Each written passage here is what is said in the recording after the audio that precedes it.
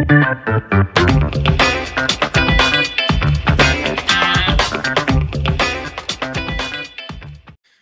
and welcome to another episode of the Real Estate Investing Club. I'm your host, Gabe Peterson, and this is the place investors go to gain actionable advice, learn about current market trends, and hear war stories from other professional investors out there in the field today.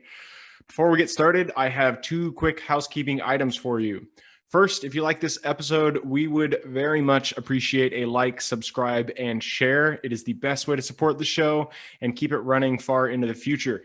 Second, if you're a new investor looking to get started in real estate or an experienced investor looking to take your investing to the next level, I've created an ebook just for you that will cover how to find deals that are actually deals, how to finance those deals with little to no money down, and how to exit those deals for maximum value. On top of that, I throw in an insane amount of free bonuses that you'll have access to once you buy the ebook. All I charge is our admin costs to keep this show running. So if you're serious about real estate investing and want to create both active and passive income as an investor, head on over to the website at therealestateinvestingclub.com and click on the button that says get the ebook in the upper right-hand corner to grab yourself a copy. With that said, let's dive right in. Today we have a very special guest with us, ready to drop some investor knowledge on you. So buckle up, grab your pen and paper, and enjoy the ride. All right. We are back with another episode of the Real Estate Investing Club. Today we have Nathaniel Getzels with us. This is going to be a super interesting episode because Nathaniel has quite a breadth of experience here. He is with Getzels Group and is also a celebrity real estate agent, but that's not what he's here to talk about. He's here to talk about his investments. So Nathaniel, thank you very much for hopping on the show. Oh, it's my pleasure. Thanks for having me on today. Absolutely. I told you before we got on here, we always like to start with stories. We like to hear how people got into real estate in the first place. You have a breadth of experience, so I'm sure you got a good one. How'd you get into real estate, way back when? Yeah, so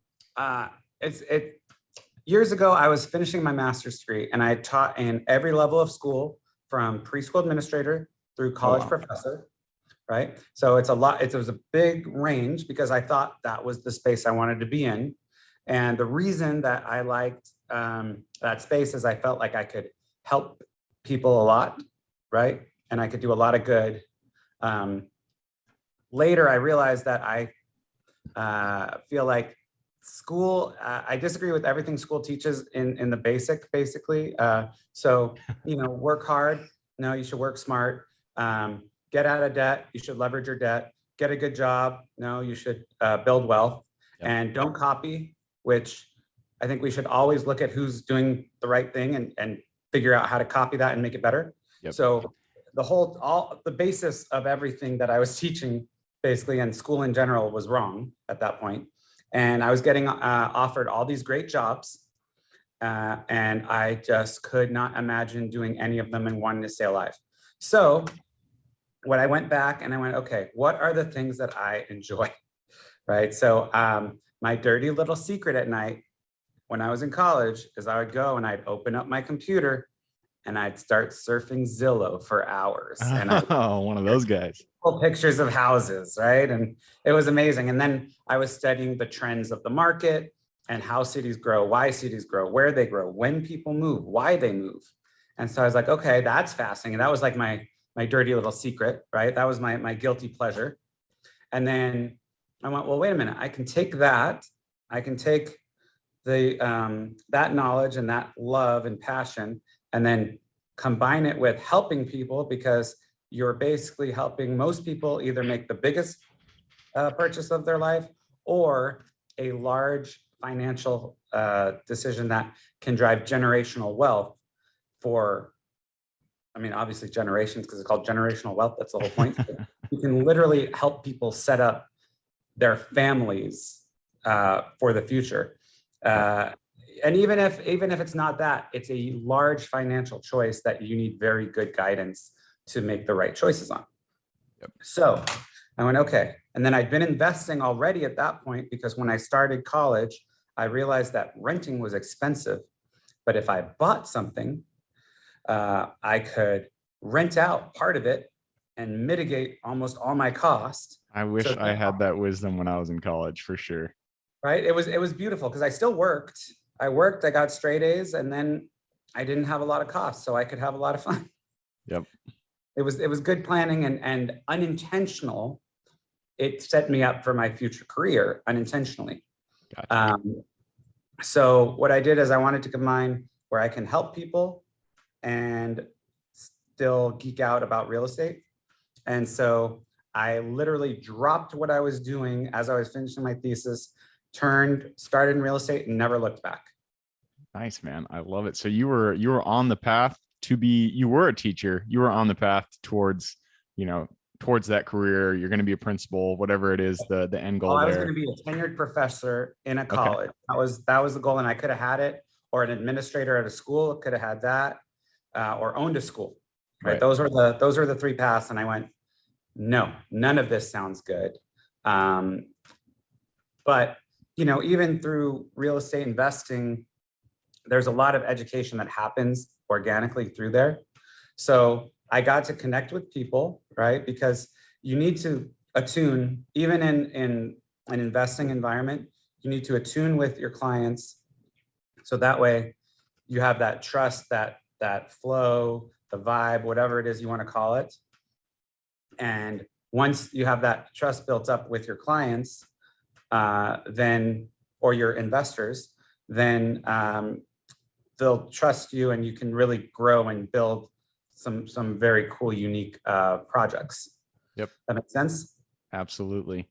So you took that passion of teaching, you took it into real estate as a realtor, it sounds like. And from there, I mean, you've gone so many different places. We had a brief conversation before we got onto the podcast, and I got a little bit of background about Nathaniel, and we'll go into it. But the big thing that, it sounds like you're known for is you're a celebrity realtor.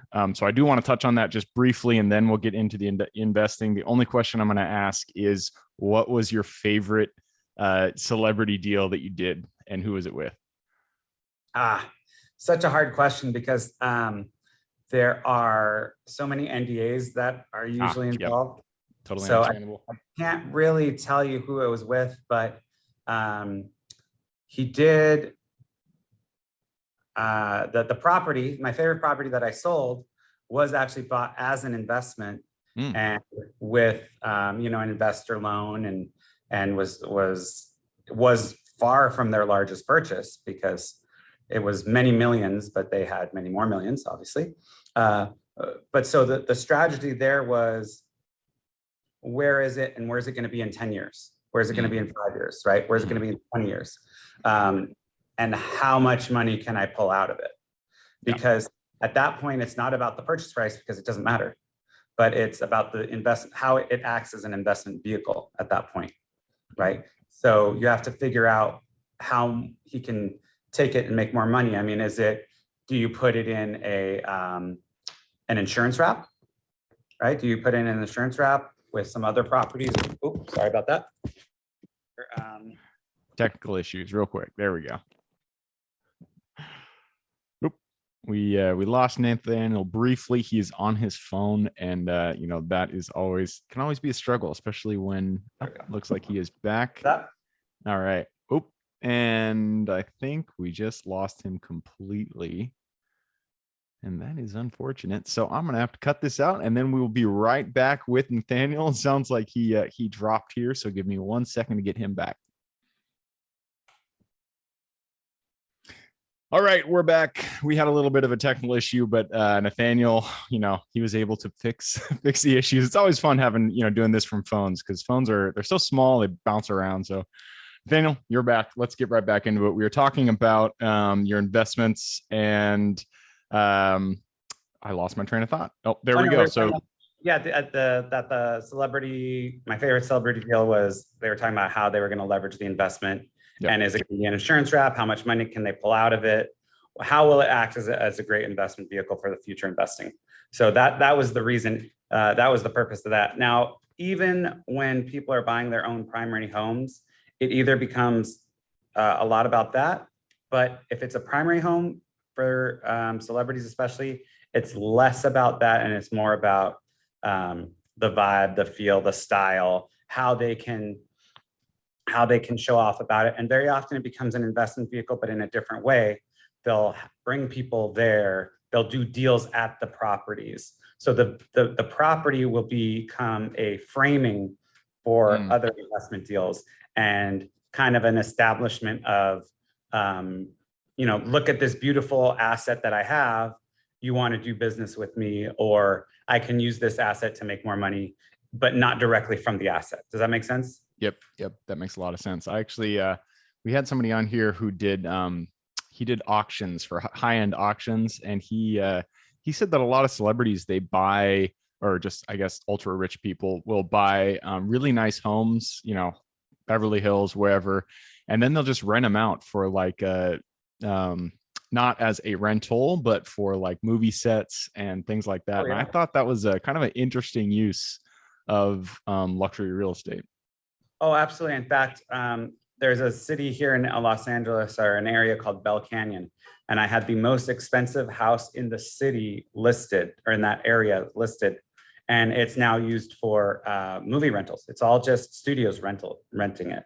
Yeah. And, studio rentals, they pay a lot. So a lot of these high-end homes, they're different types of rentals. So California, for example, is a 50% state, meaning more than 50% of the homes here are rented. Wow, really? Yeah. Huh. And you have a combination of your institutional investors, right? Because the majority, at least up until last month, I don't know the stats for this month, but I know last month and for the few months before that, 1 in 6 homes in the US was being purchased by an institutional investor. Okay. So, and they're putting them into portfolios. So those houses are literally gone basically forever, because they're put into portfolios. And then even when those portfolios trade, they're going to sell to another institutional investor and stay in that portfolio. Yep. So those houses are out. Then you have the short-term rentals, which most people are still doing wrong, but there are a lot of people making a lot of money from them. So that takes up a big section. And then here in LA and other areas that have very unique homes and are near studios, you have a lot of homes that are used for studio rentals, movie shoots, music videos. I mean, there's some homes, you have the Augusta rule, right? Where you have 14 days where you don't have to pay the taxes on those kinds of rentals. And that's largely thanks to Augusta, Georgia, where I own property there too, actually. And the entire city transforms for the 14 days of the Masters. Oh, interesting. Yep. Yeah. In fact, there, the city, I think their population triples, but almost everybody that lives there leaves during that time. Wow, that's crazy. I never made that connection between that law and then the Masters. Makes a lot of sense though, because so many people come there for the Masters, so it makes total sense. And that's why it's called the Augusta rule. Yeah. You mentioned short term there. I know you're into short term quite heavily, and you're on boards of companies. You mentioned before we got on the podcast, and just now you said that people are doing it wrong. So what is the thing that you see most investors, what's the biggest mistake most investors are making when they purchase short-term rentals? So the biggest mistake they make is they buy in the wrong place for the wrong price.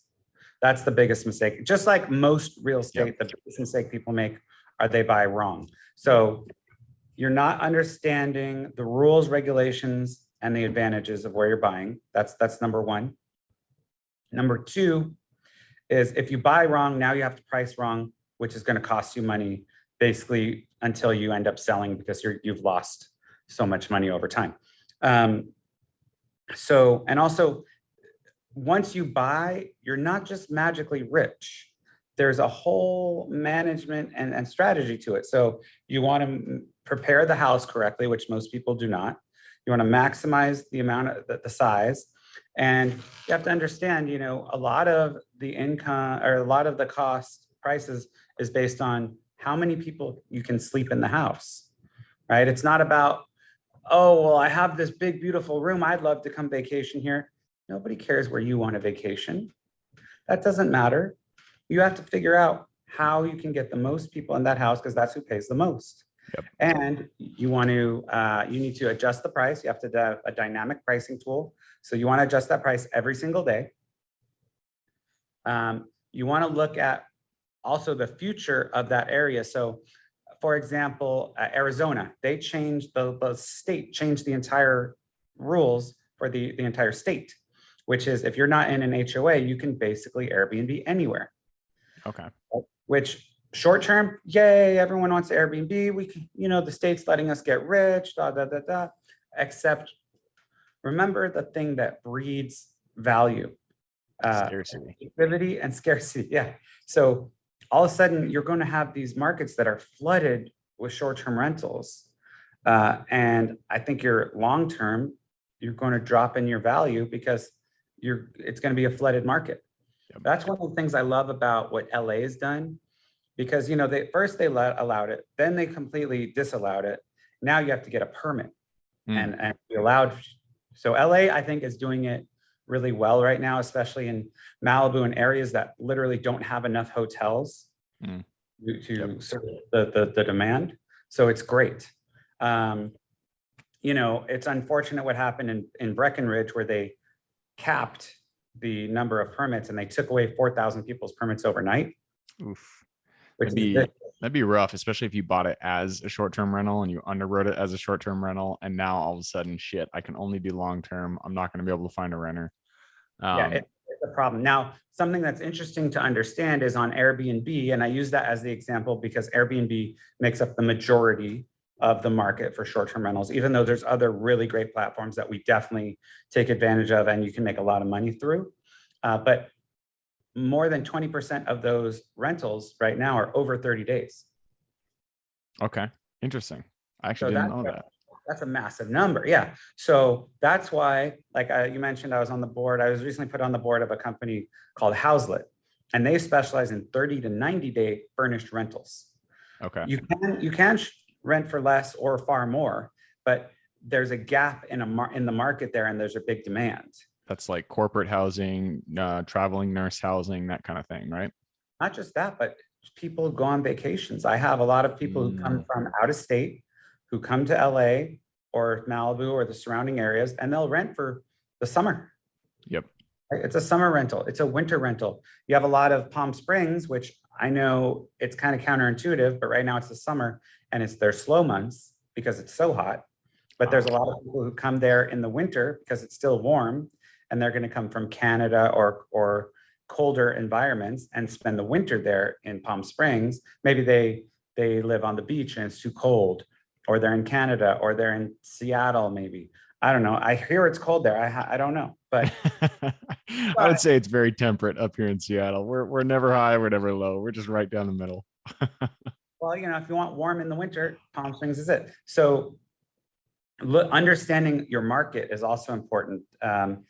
A lot of people tell me, oh, I'm just going to buy something in like a Malibu, for example, which really has 3 great months, and the rest of the months are okay, but there's not a huge demand to be there necessarily. Yep. So buying in the right place, buying for the right price. Obviously, the price is always the secret to any buy in real estate in general. Yep.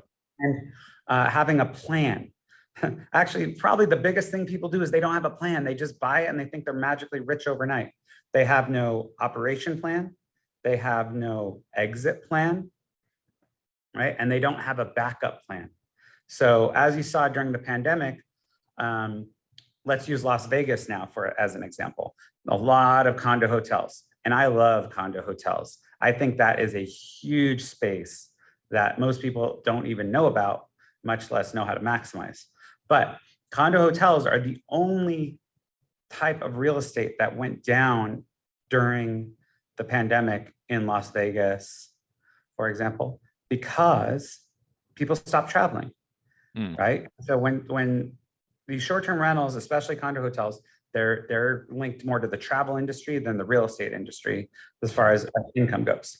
Right. So all of a sudden people stop traveling. Now, how do you always win in real estate in general? You always buy low, but the key is to keep going, because even if you have a loss, as long as you can keep going, you can deduct that loss from a win later. The only way in real estate you really lose is to stop. If you stop, you are done. Your loss is real. It is realized. There's no way to regain. There's no way to recover. So if you can keep going by having a good reserve and a plan, if let's say you don't have someone in your rental for 3 months, well, most people at that point had to do a fire sale or were so upside down, now they're going to have foreclosures or, they're going to be in distress. Yep. But if you have at least a 6 month to 1 year reserve, well, if in 3, 4, 5 months you realize, hey, this isn't getting better, well, then you sell, but you're not underwater yet. Yep. Right. And most things are not going to last 6 months. Even the pandemic, the lack of people traveling, barely, people were, Vegas wasn't closed for a whole year. Yep. It was closed for some months and then reopened. So you have to weather these storms. I'm going to hover on that just a moment, because I feel like that's one of the biggest lessons that I myself learned when I was doing my initial investments, is the importance of having CapEx reserves, having money in the bank. And so when you guys, if any of you guys out there are just getting started, you're just buying your first few investments, make sure to have those CapEx reserves, have money in the bank just in case something goes wrong. Because like you said, real estate investing, the only way to lose is to stop. And if you have a few months that you're experiencing high or vacancy, that can be okay so long as you have the money in the bank. So I like that you said that, because I do feel that's a very important lesson that I learned. And I think if you haven't learned it yet, just make sure it's there, because it's not a fun lesson to have to learn in reality. I'm going to move us on because, short-term rentals is one thing you do, and I know you got a lot of other stuff. So let's talk a bit about international investing. I know before we got on the show, we talked a little bit about that. You buy internationally, you buy land, you buy property. That's something that I've been interested in. It's also something that I don't know a lot about. So first, how do you decide on the market that you buy in? And then what are just the top issues that you the hurdles that you need to overcome when you're considering buying international? Absolutely. Okay. So all great questions, by the way. You're a very good host. So how you choose is, first you decide what type of market you're going to go into. So for example, I love developing markets. Why do I love developing markets? Because a lot of these developing markets haven't had a recession for over 20 years. Okay. And define developing for everybody. I'll use a Georgia, right? The country of Georgia. Country. Right. Country. Yes. I also own in the state of Georgia, so it can get confusing. But in the country of Georgia, it's a smaller market. There's lots of growth. It's not an established, it's not a US, European, UK, one of these bigger countries that's established that is not really in the developing phase anymore. They're developed and, first world powers. Yeah. Right. Yeah. So a lot of these smaller markets, they have so much room to grow. And once they get some stability, right? So they're not at war. They have a relatively low amount of corruption in their government. They're in a part of the world that they should be geographically okay from, natural disasters and other factors like that. Now, granted, I know you guys are all thinking, oh, Georgia, well, isn't there that close to a big, war Pretty right close now? right now, but yeah. Pretty close. It's pretty close. But for several strategic reasons, it was a good choice. And it still, I think, has a relative level of safety from the fray of what's going on. And that was calculated. That was careful, because they were at war about 13, 14 years ago. And it was not a good time then. Yep. So that's the first thing that you look at, the type of the type of investment you're going to make. Like, there's some great stuff in Italy right now. There's some great opportunities in established countries as well. But, this one specifically, I love the developing countries. Yep. But so then after you choose what kind of investment, and oh, by the way, for developing countries, a very, very, very important factor is if they're accepting international investment. And I don't just mean, oh, you go and buy a house. I mean, on a multi, on a corporate level, right? On an institutional level. And that was one of the things that also attracted me to Georgia, is they opened up for international investment a few years before I invested there. So there was a lot of US money, a lot of US companies are going there. So that was another factor I used personally, because so in real estate, I'm sure you've heard, oh, well, look where the Starbucks, look where the Whole Foods, look where all these things are going, right? And I do my own research. So I'll choose a market, I'll study the market, I'll see what I think the economy is doing, and then I'll see what other people think, meaning the big institutions. And, they're spending hundreds of millions of dollars doing similar research on a much higher level than I am. So if their research and my research line up, I feel like I'm probably doing something right. I use my personal criteria. I only do here in the US, but my personal criteria is Walmart. If there's a Walmart within 10, 20 miles of where I'm looking, then I'm probably okay, because Walmart they have a lot of money, and they're definitely concerned about where they put their facilities. That's interesting. I've never heard that one before. Yeah. Learn something new every day. I love Okay, it. so Georgia's where you went. It sounds like you chose that because it's developing. It's relatively safe. It has a lot of room to grow. So once you choose a lot of US investment as well. I mean, if you look at Dubai, for example, the reason that it basically was it is the fastest grown city ever, over from 20 years from dirt to one of the top metropolises in the world, is because of international investment. If you look at New York, the thing that changed it from a hub for the US and a hub for the world was international investment. Yep. So I chose Georgia specifically because all the numbers, there was a lot of growth. It was already one of the top destinations for travel. And I was looking for vacation rentals, right? I actually bought, I'm building a condo hotel there. Oh, wow. Okay. Yeah, it's just about being finished. So I'm really excited, because that means I get to start having people go there soon. Nice. But the numbers looked good. The growth looked good. The cash flow and the cash on cash in my worst case scenario was great. And my best case scenario is mind-blowing numbers. And in my, I always look at all my investments as three phases, right? Or three scenarios. Worst case, best case, most realistic. Yep. And every single one of those was a strong green light. So I went, okay, this makes sense.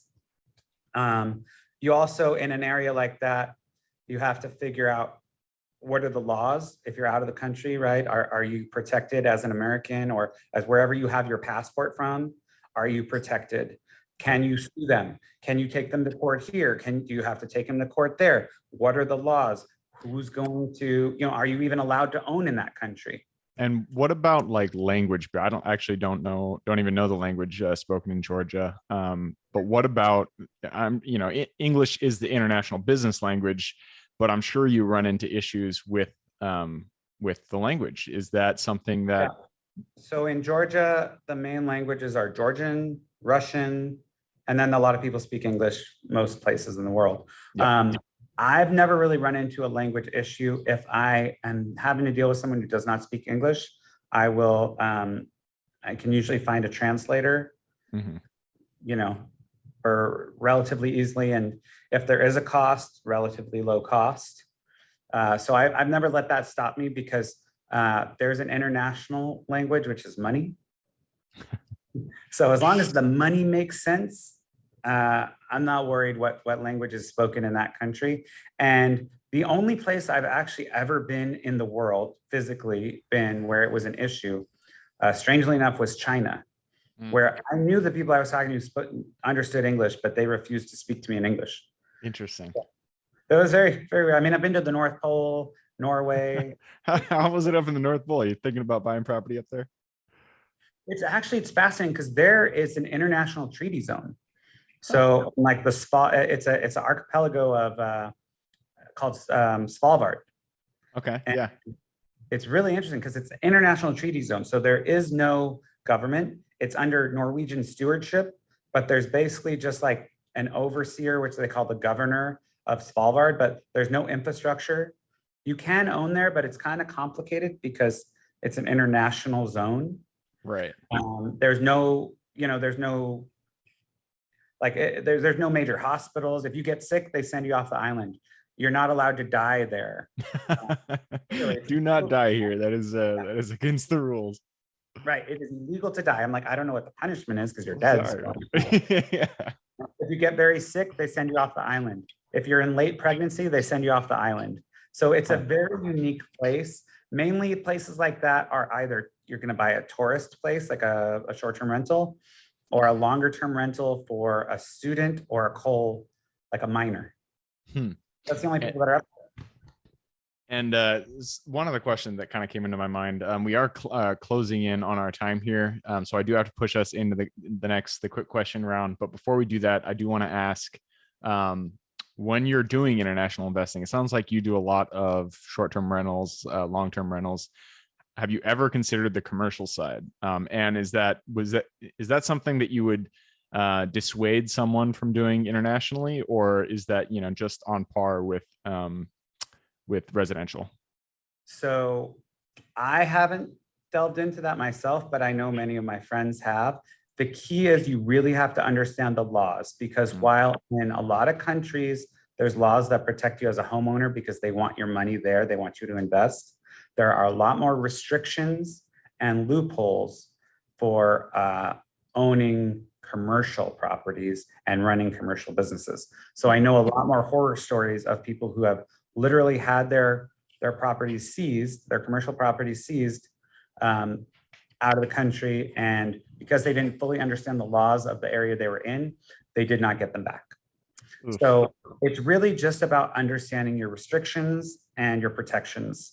But I wouldn't dissuade someone, but I would tell them to be very careful and definitely hire a local lawyer and hire a lawyer here to who's an expert in international dealings of that area. Yep. That makes complete sense. Interestingly enough, I've always thought, I do self-storage. That's one of my biggest holdings. But the US is like the only country that really does self-storage. It's not really present in other countries. And I've always thought that was kind of interesting. I don't know if it's an opportunity, but maybe other people just don't want to store extra shit, which makes sense. Americans let go of their stuff, I guess. Yeah, no, we like stuff, that's for sure. You know why I need stuff? I need stuff so that I can fill my space with more stuff and then get more space to get more stuff. It's sound logic, definitely sound logic. Absolutely. All right, so we are through the time. I do have to push us into the quick question round. Are you ready? I am ready. I don't know what they are, but I'm ready. Absolutely. You're a pro. There's not going to be a problem. Starts out with books. I'm a big bookie. If you aren't into books, you like any other form of education, podcast, YouTube channels, whatever, give me two of them, one for general life wisdom, one for real estate specific. Absolutely. So general life wisdom, there is a great book. It's written by Shaheen Cheyenne. It's called Billions. And it is amazing. Reading the book feels like you're watching one of the wildest movies you could ever imagine. But it actually is all true. I know him and he's a great guy as well. And the book is real. If I didn't know him, I would have thought it's all made up because it sounds that phantasmical. But basically he went from living in a car to a billionaire in a very, very, very short amount of time, and is still a great guy after all that. So amazing. And what was the author there? I just searched Billions, and Carl Sagan's book is the one that pops up. And so what was the author of that? Shaheen Cheyenne. It's called Billion, the king of the pill cult. Okay. So okay. Shaheen, Shaahin. Shaheen Cheyenne. There we go. I just found it. Found him? Yeah. All right. Billions. I love it. I'm going to have to check that one out. Now give me, that was your, what was that? That would be your general life wisdom. So give me a real estate one. And real estate one, there's a couple different ones, but I really like, what is it called? It's by Robert Revkin. He's the founder of Compass. He wrote about his experience and kind of how that related to real estate. I am trying to think of the name now. I bet if you Google it, it'll come right up and you could help me out with the name of it. I'm picturing the book. Compass, we're going to figure this out on the show because you know what? We can't leave you guys hanging. Compass Real Estate. It's a wonder of Google here. It just always answers your questions, no matter what question it is. No one succeeds alone. That's what it's called. No one succeeds alone. No one succeeds alone. I love it. You beat me to it. I just pulled it up here. No one succeeds alone. Compass. All right. I was picturing the front of the book and I was thinking triangle, but it's just a pic because it's like a picture of people that are in the shape of a triangle on the front of the book. So there you go. Yeah. All right. So No One Succeeds Alone by Compass, and then Billions by Shaheen Sayan. Great recommendations. Moving on to the next question. This is for your younger self. So if you could go back to the Nathaniel who was a teacher, still looking at that administrative career path, go to him, look him in the eye, give him one piece of advice moving forward. Run. Easy. Run. I love it. My only regret is I didn't move faster, fail faster, and scale faster. So scale and fail faster. That's the two things I would tell them to do.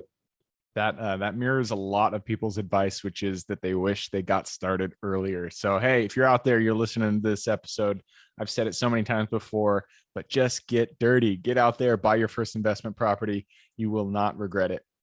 Right. That moves us to our next question. And this is habits. Habits form the foundation of our life. So if you could point to one thing you do every single day that contributes the most to your overall health, well-being, happiness, and success, what would that be?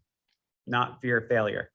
The difference between a high achiever and a low achiever is the high achiever hates failure, but the low achiever fears failure. And when you fear something, you run from it.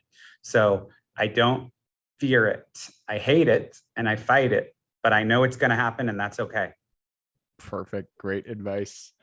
And that leads us to, this one is a good one. Good question for you specifically because you are so geographically dispersed. So I usually say the US, but I'm going to open it up to the world. It's a big place. There's a lot of square miles out there to put your hard-earned dollars. So what is one market you are most excited about today? Well, I selfishly am still most excited about Georgia. So that is a very, very hot market that I think has a huge amount of potential growth that is unrealized for the most part at this point. So that would be my number one where I'm invested. The number one that I'm not invested in yet, but will be soon, is actually Bali. Okay. Because as I know people talk about Bali all the time, and probably tired of hearing about it because it's been like this cool place to go, and it's so inexpensive. But there is a lot of people, especially from a certain few countries right now, that are investing large sums of money into Bali.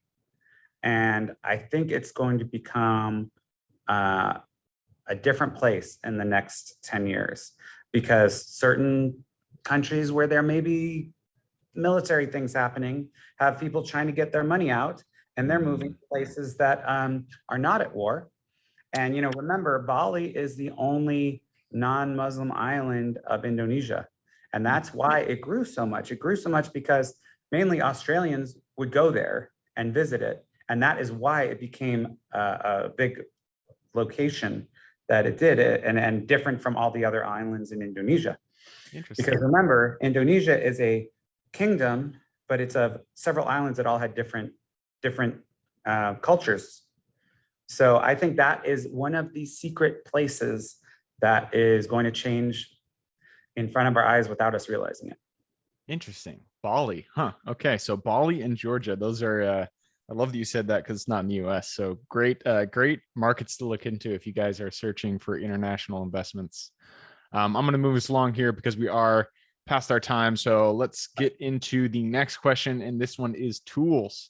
Tools are the backbone, habits are the backbone of your life. Tools are the backbone of any business. So point to one tool. Usually we say software tools here that you could not function without in your business.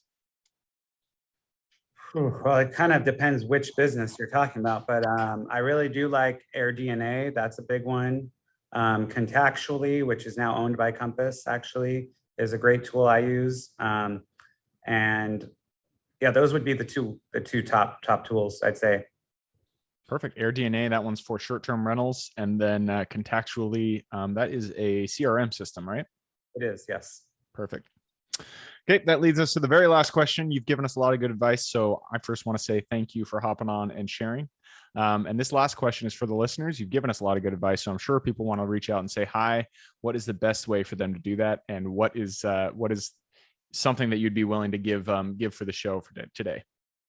Absolutely. So the best two ways are my Instagram, which is Getzels Group, at Getzels Group on Instagram, GETZELS GROUP. On there it has my blood type, it has my phone number, it has email, it has everything. Feel free to DM me there, or also you can text me at 818-535-5337. That is my direct text line. And so really, if you Google me anywhere, all of those things come to me, but the best are Instagram, phone, or Facebook Messenger. Perfect. And I will put all those in the show notes. So if y'all want to reach out to Nathaniel, learn about international investing, about short-term rentals, about 30 to 90-day rentals, all the stuff that he knows a lot about, I will go ahead and put those URLs in the show notes. So just click a little more in the description. It'll pull down the full description, and in there you can find Nathaniel's contact. And I post every week, I post multiple videos of valuable information that has to do something with the real estate space. So feel free to pop in and watch those too. Perfect. All right. Well, Nathaniel, that wraps it up. Again, thank you very much for hopping on the show. Absolutely. Thanks for having me. You're great. And you do have a terrific name as well. So it's a pleasure to be here. To your brother there. I love it. And for everybody who's here today, thank you guys for showing up. You are the reason we do this. So if you guys have any questions whatsoever, reach out to me, Gabe at therealestateinvestingclub.com. Other than that, I hope you guys have an absolutely fantastic week. Keep rocking real estate, and I look forward to seeing you on the next episode. Thank you for joining us for another episode of the Real Estate Investing Club. I hope you guys enjoyed the episode as much as I enjoyed putting it on, and we're able to pull some actionable advice that you can apply in your own investing today in the field. Before you go, we have a gift for you. If you're a new investor looking to get started, or an established investor looking to take your investing to the next level, I've created an ebook just for you, available on our website. This ebook will cover how I was able to create both active and passive income in real estate with very little money to start with. In it, I will address the 3 most often cited obstacles new and veteran investors run into by showing you how to find deals that are actually deals, how to finance a deal with little to no money down, and how to exit those deals for maximum value. And if you get the ebook today, I am throwing in a bundle of bonuses, 7 of them to be exact. The first one will be the off-market lead generation blueprint, which will take you through the exact systems and processes we use to generate off-market leads like clockwork, which is the most important skill when it comes to creating wealth in real estate. The second bonus is the A to Z REI systems and vendors guide, which will allow you to peek under the hood of our business and see the exact tools, systems, and even the vendors we use to see the success that we do. And the third bonus is the top 100 best performing keywords pack, which will give you the exact keywords we use to target motivated sellers online using PPC ads. The fourth bonus is our contracts bundle for wholesaling and renting real estate, which will give you access to all the contracts we use in the field to execute all different types of transactions. After that is the Investors Quick Analysis Calculator and Offer Tool, which will allow you to quickly calculate whether a deal is an actual deal and will allow you to create an offer automatically from those calculations. This is a lot of bonuses that I said. I'm just going to keep going down the list. Number 6 is the Investors Daily Success Tracker, which is a tracker you can use to ensure you are taking the right actions day in and day out to reach your financial goals in real estate. And the last bonus is the Wholesalers template for quick assignment cash, which will give you the templates we use to present our wholesale deals professionally and efficiently to our buyers. Whew, that is a bundle. So it's a mouthful. You get all of those bonuses for free when you download the ebook. All we charge is the admin cost to run the show. So if you're interested in the ebook and the bonus bundle, head on over to the website at therealestateinvestingclub.com. Click on Get the Ebook Bundle at the top of the page to take advantage of that deal. And with that said, I hope you have a fantastic day, an even better week. Keep rocking real estate, and I look forward to seeing you on the next episode.